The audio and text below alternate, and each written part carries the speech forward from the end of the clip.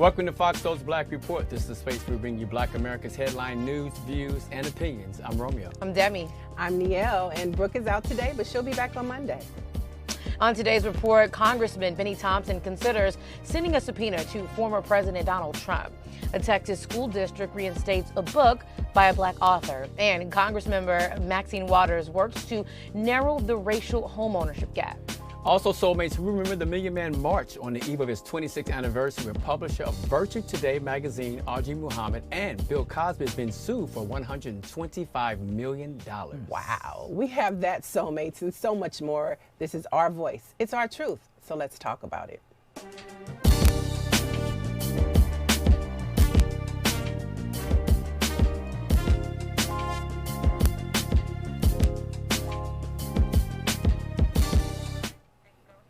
Good evening, Soulmates. Here are your headlines for today. Congressional Black Caucus member Rep. Benny Thompson, who is the chairman of the House Select Committee investigating the January 6th Capitol riots, did not rule out subpoenaing former President Trump when asked about the possibility during an interview with CNN's Wolf Blitzer. Take a look. Are you ruling out or ruling in the possibility of eventually subpoenaing Trump? Well, I would say this at this point. Well, nobody is off limits to a subpoena from this committee. I assume that means the former president as well. While there is no guarantee that the committee will ultimately subpoena Trump, the former president is already gearing up for a legal fight if the panel requests documents of his testimony. Now, there's a lot to unpack here, Soulmates, because we know that the Biden administration has already decided to turn over certain documents. So that's what that's talking about. But the second part, Romeo and Demi, is this whole conversation about Stephen Bannon and not showing up for his hearing. Yes. And then Benny Thompson and the rest of the investigative committee saying that they will pursue and either file civil charges against him or criminal charges. What are you guys' thoughts about that? I'm hoping. Go ahead, Demi. I'm sorry, Romeo. I'm just so fired up. You coming in hot. Let's because get it. I am coming in hot because, Nielle, I'm so glad you touched on that because I absolutely believe that this is residual effects of Steve Bannon defying his subpoena that was issued recently. But I really love how much fire Representative Benny Thompson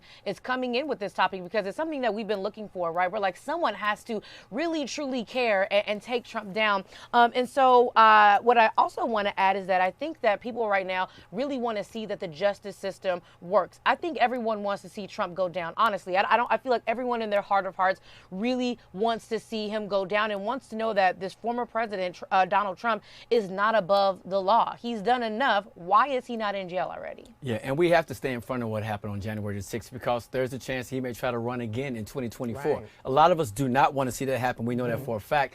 And on top of that, I'm going to use the word patience when it comes to this because we saw what happened on January the 6th. Most of us figure out it has something to do with the president, with his rally and telling people to go down to the Capitol. It all adds up, right? But there are steps that have to be taken. Right. And sometimes we get impatient with that. And then when they start playing this little runaround game where they don't want to show up, we have to keep pushing to make sure we get them. Yeah, and a lot of people are talking about being patient, but we also remember the Mueller reports. Remember the Mueller report? And then when it came out, it fell flat. So people are concerned about that. But I want to talk about Steve Bannon a little more because let's talk about how he was really responsible for pushing Trump into office. Remember when he worked with Bart Bright? He ran this organization. He kind of mobilized this new Trumpster era that we live in, this racial movement that we live in. He's a nationalist. He's proud of it. And so if they can't get him, and then let's talk about Stephen Miller. Stephen Miller, one of Trump's right now top advisors, he worked for Bart Bright. And this whole movement is why Donald Trump has all of these followers. So you can't take down Trump without taking down Stephen Miller. You have to take down Steve Bannon. And then we're not even going to talk right now about Ivanka, Jared, Eric and Donald Jr. So there's a lot of people that should be investigated with this. And it looks like, I always say it, Benny Thompson is being very methodic about this. But this is going to be interesting to watch this unfold. And we know, like you said, Romeo, he is thinking about running for president. So we have to do some things to tarnish this man's reputation before the election rolls around. Because believe it or not, you think about it, he has the Republican Party in the palm of his hand, so to speak, Right. because a lot of them refuse to go against him, even when they know, when they talk about the voting bill rights and things like that, knowing what it's wrong, knowing there was no fraud in the 2020 election yet, and still they side and ride with this dude. So if you can't take down this monster that the Steves created, so to speak, and then the Republican Party is coming got their hands tied behind their back and they have to continue with this movement. But what does that say about our country? You know, Right. Trump and the police both are one and the same, because I feel like they both have done a lot of harm to this country, and they're held to this high regard with no accountability. If anything, the police and Trump, because they should be held to such a high regard, the accountability should be greater. The consequences should be much faster. And I agree with you, Neil. Great point that when Trump comes down, the whole thing, it should be a domino effect. Everybody goes down with him. Right. So next story here, a man who was shot in the arm by Kyle Rittenhouse during a protest last year against police brutality in Wisconsin has filed a federal lawsuit alleging police enabled the violence by allowing an armed militia to have free run of the streets during the demonstration. Rittenhouse shot Joseph Rosenbaum, Anthony Huber, and Gage Grosskreutz with an AR-style semi-automatic rifle during the protest in Kenosha on August 25th, 2020. This was all after an officer shot Jacob Blake, who we talk about a lot on our show, 2 days earlier. Rosenbaum and Huber both died. Grosskreutz was wounded in the arm, but he survived. Now, there is nothing worse than a person, like I just talked about, not taking responsibility for their actions. So I was reading on Daily Mail just today that prosecutors in the Kyle Rittenhouse trial, they asked for a judge. Listen to this, guys. They asked for a judge to ban, so the people that were that did die, they asked for them to ban those people being referred to as they asked them to refer to them, as rioters or looters. So instead of saying these people were they were shot in the head, no, these people were rioters or looters, and that is so disrespectful to talk about people that died, because he is a murderer in my eyes. So of course, Kyle, he says that this was self-defense, but the reason why we're not going to go with self-defense is because the only survivor, like I said, filed the lawsuit, and he says that he joined a militia days before, like I said, and also that Kyle answered a call on social media to travel to Kenosha to protest these businesses. Now, again, we can't sit up here and pretend like we didn't know what happened. No, you joined this militia, you were on social media, you planned this, and you also said that you wanted to kill looters and rioters tonight. You're armed and ready to shoot and kill tonight, and that is exactly what you did. So in my eyes, you're a murderer. Right, and let's talk about the police officers that aided and abetted this murderer. They gave him water. Remember the video footage? We showed it here when it first happened. They gave him water. When he was running down the street with his rifle on his arm, they let him go. They didn't stop him. So I think that this man is justified for filing this lawsuit. And I think it also speaks to the bigger picture of how black and white people are treated in this country, right? 100%. Let's talk about Dylan Roof, the man that killed 9 people in a church down south. When he got arrested, they took him to get a Whopper. I mean, you know what I'm saying? And then when you arrest black people, it's totally different. Either we die, we're abused when we go to jail. It's just horrific how they treat us, and it's unfair. And let's talk about the Ahmaud Arbery case that starts, the trial of his murderers that starts on Monday. Yes. The district attorney got arrested. Why did the district attorney get arrested? Because she was colluding with these men and protecting them. So it's just a bigger conversation of how black and white people are treated in this country when it comes to law enforcement. It is hidden secrets that are now coming to light. And let's talk about Rittenhouse's mom. Isn't she the one that drove him across the state line?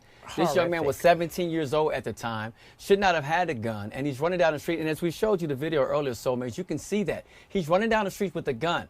Now, picture that being a black man or a person of color doing the exact same thing.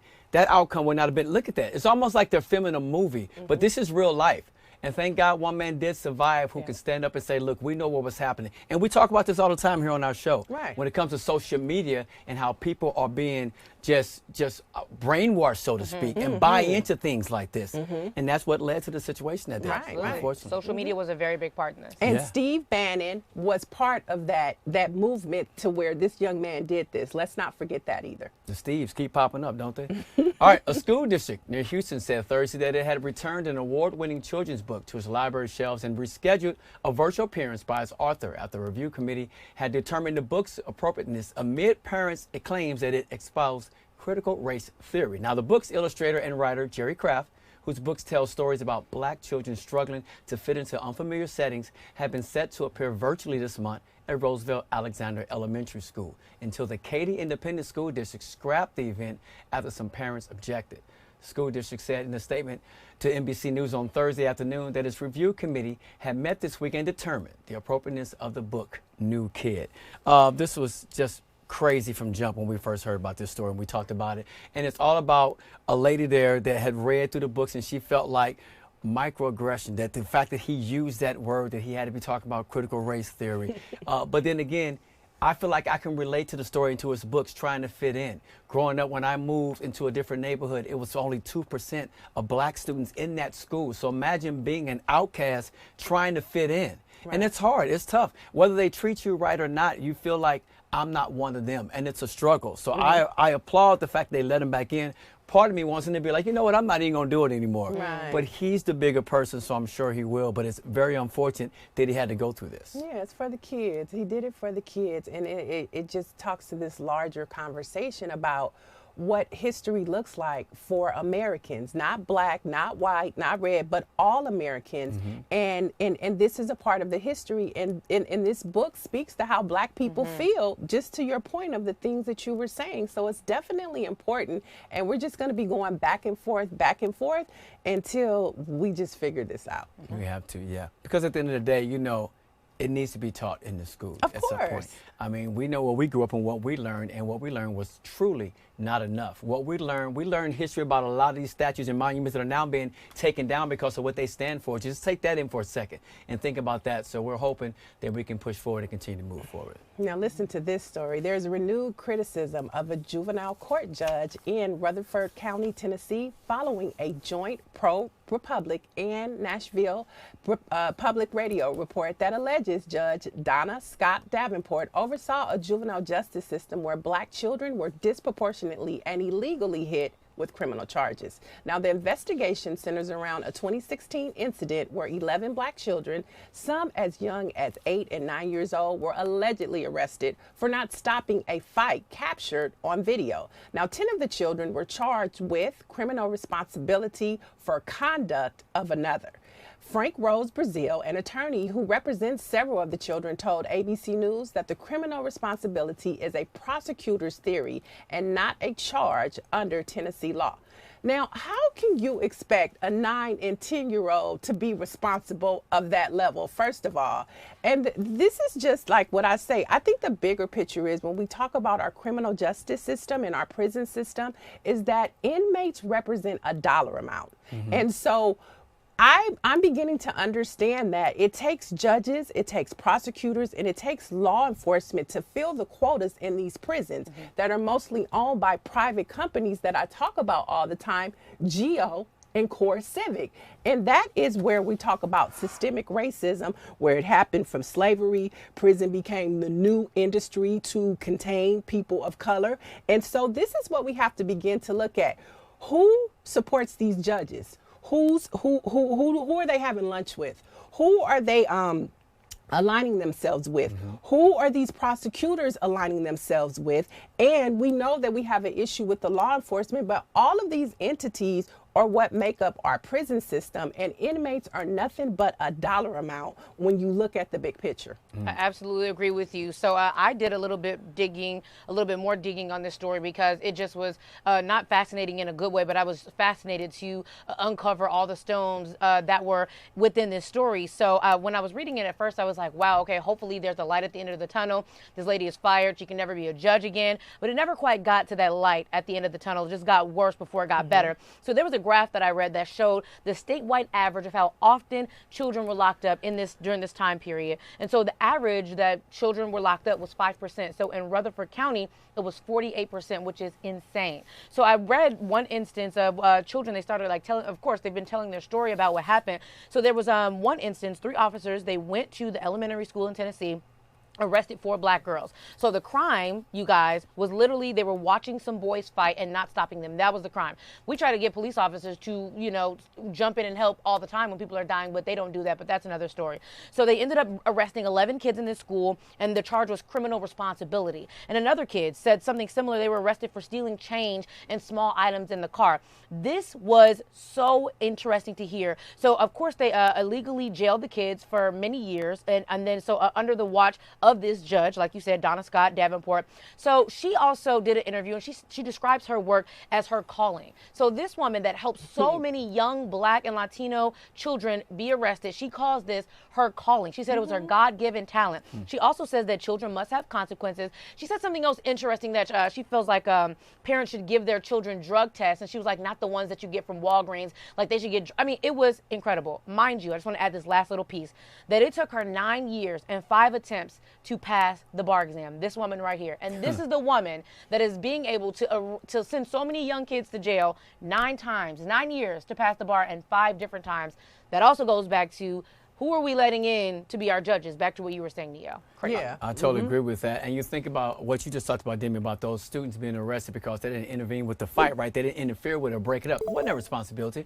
Kind of remind me of the kids we were talking about yesterday. They got suspended because they were going to have a protest because the other students had a Confederate flag. Why is it that black students or students of color always have to pay a price when they're just trying to just say, hey, I'm bringing your attention to something that's not right? So it's an ongoing situation. Then when we always look at the numbers, when we think about how people of color, black people, put into prison, how it's around 40, 41%, but we only make up 14, 15% of the population. So that number just does not add up. But it's another way what people call prison today, another meaning of today's modern day slavery. Right. And it is the truth. We hate using that word, we're here talking about it, but it's a way to put this cloud over you, or you have this criminal record, so how can you move forward in life when it's something like this holding you back? And it may not have been for any reason. Right. Maxine Waters always says, follow the money. So when you talk about she took her 9 times to pass the bar, who is she aligned with? Where's her money coming from? Where's all this? You got to follow the money in the relationships. And I bet you it'll end up in places that will blow your mind. We'll keep you posted on that. All right, housing advocates are warning that a once-in-a-generation opportunity to help close the widening wealth gap between black and white families is in danger of being cut from a massive spending package as moderates look to reduce the overall price tag. Representative Maxine Waters, who chairs the House Financial Service Committee, has been lobbying Democratic colleagues to protect the proposal, which would provide down payment assistance to first-generation homebuyers. In addition to other housing measures, she says, are being eyed by fellow Democrats as potential cuts. Under the proposal, the Secretary of Housing and Urban Development would be tasked with establishing and managing a new program with nearly $10 billion in funding. Generational wealth. We talk about it all the time, how we are always on the back end of that topic or that conversation because we should not be. And now they're saying the gap between black and white homeowners is almost bigger than it was in 1968.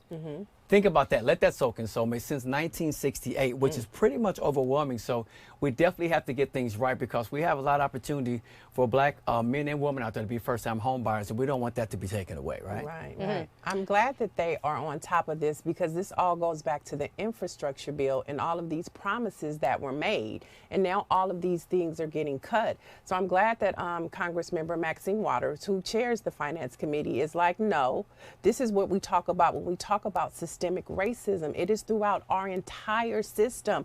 Now we're talking about homeowners, and it's like, why would you give somebody a loan that they can't afford and then say, hey, you could buy a house, but then when the person goes and buys the house, the mortgage is too high for them to pay for it. So, you know, there is really no equity for people of color when you talk about this. So I'm glad that they're pushing back. And if Joe Biden, going back again, if he wants that infrastructure bill, he's going to have to live up to the promises that he made to Black America. I agree. You guys touched on so many great topics. Romeo, with yours, I'm glad that you reminded us that it's almost as worse as it was back in 1968. And so the big issue that, and I'm glad you said that because a lot of people think that the homeowner racial wealth gap just started because of the pandemic. It did not. This has been going on for many years. Many years people have been fighting, but the black and brown communities were hit the hardest. Why? A few reasons. We were on unemployment. We had to go on unemployment at rapid rates, lost our jobs. A lot of us, they're saying that the black households had fewer emergency emergency savings to fall back on. So when we lost our jobs, lost our money, Black households, we didn't have that, nest egg that some of our white counterparts already had, which leads us into intergenerational wealth, Neil, like what you were saying. So a lot of renters that are trying to get houses right now, their biggest issue is closing costs and down payments, which is so great that Maxine Waters wants to help with that down payment. This is going to help our Black communities. This was shocking, you guys, and I had to share it with you. So the median wealth of white young adults, their parents, this is important because when you're getting a house, you often get help, money from family and things of that nature. So this is why it's a big problem for Black households, is that the median wealth for white young adults ages 18 to 34, their parents, is $215,000. So white adults, they're trying to get a house. Their parents, the average is they can reach and get resources. Say I need $10,000. Hey, no problem. For us, for the Black and brown, $14,000 for Black and $34,000 for Latino families. So we don't have that extra $10,000 or $20,000 that we can get from. This is average, of course. This is just umbrella. But I mean, that's a big deal. We don't have that same intergenerational wealth that we can pull on as our white counterparts do. And it's shocking. And I'll share a quick story with you too about this. I have a friend who wanted to buy a house in Joshua Tree because that's where everybody's going now. So he wanted to buy some property for Airbnb. When he went to go buy the property, they didn't allow him to buy it. So he had to have his white friend go on his behalf. And guess what? He got the 2 houses now and he made it an Airbnb. So this conversation has so many layers to it as to how people of color are disenfranchised just in the homeowners industry, right? So systemic racism is real on all levels. We just talked about criminal justice. We just talked about the Trump era. Systemic racism is real and it has to be addressed. And we are going to continue to talk about it right here on FOXSOUL's Black Report. Now, coming up, we remember the 26th anniversary of the Million Man March. That's next on FOXSOUL's Black Report.